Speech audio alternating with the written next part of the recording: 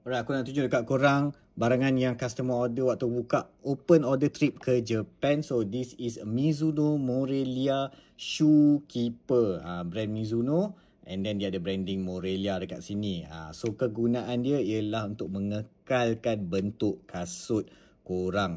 So sebagai contoh dekat sini aku pasangkan dekat Mizuno Morelia DNA aku. Dah masuk kat dalam kasut ini. Nampak tu dia maintain lah, dia solid lah depan ni untuk maintainkan bentuk kasut ni, especially kasut yang full kangaroo leather, daripada dia kelebih ke out of shape ke ataupun deform sikit kan. So this will maintainkan bentuk kasut ni in the long run lah. So walaupun nama dia Mizuno, branding dia Mizuno and also Morelia dekat sini, boleh je pakai kat kasut apa-apa. Nak pakai kat Mizuno Alpha boleh, nak pakai dekat kasut Nike, Adidas, Puma pun boleh, nak pakai bukan daripada kasut bola pun boleh juga.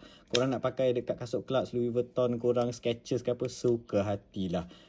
So function dia tetap sama, dia boleh masuk dekat macam-macam kasut lah, tapi ini size adult lah ini kat sini, and warna merah saja aku beli branding Morelia ni kan. So since aku nak pakai dekat kasut Mizuno aku lah, lagi aku cakap kasut apa-apa pun boleh, and dia mengekatkan bentuk kasut korang in the long run lah. Okay, and terpulang kat korang lah nak pakai ataupun tak, sebab benda ni tak wajib pun. Kalau sayang kasut tu, nak give some extra care, pakailah, belilah. Kalau tak pakai pun tak apa. Tapi itulah, aku sayang kasut-kasut aku, so aku just pakai je lah. So kalau korang pakai tak shoe keeper dekat rumah?